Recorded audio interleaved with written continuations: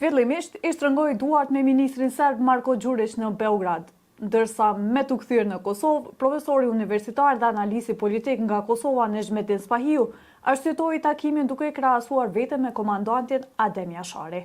Në një intervistë televizive dhënë pas takimit, Spahiu është pyetur rreth qëllimit të takimit dhe temave të diskutuara me ministrin serb. Në përgjigjen e tij, ai ka bërë një krahasim të pazakon duke e lidhur vendimin për t'u takuar me Đurićin me sakrificën e komandantit legjendar të ushtrisë lirimtare të Kosovës, Adem Jashari.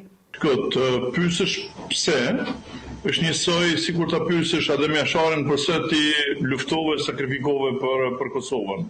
Edhe pse nuk dha detaje të hollësishme mbi përmbajtjen e bisedimeve, megjithatë Spahiu shprehet i bindur se qëllimi i këtij takimi nuk ishte personal apo i motivuar nga interesa të ngushta politike, por nga dëshira për të shtyrë përpara dialogun dhe për të ndihmuar në zgjedhjen e çështjeve të ndjeshme që vazhdojnë të rëndojnë raportet ndërmjet Kosovës dhe Serbisë. Deklarata të tilla të çuditshme Spahiu kishte dhënë edhe në të kaluarën, si për shembull kjo.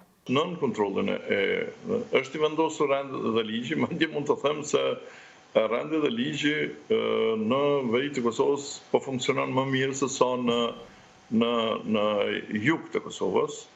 Jo vetëm pse serbët janë më të civilizuar se sa ne shqiptarët, dhe më të kulturuar, të them natyrisht me keqardhje, por duhet ta pranojmë.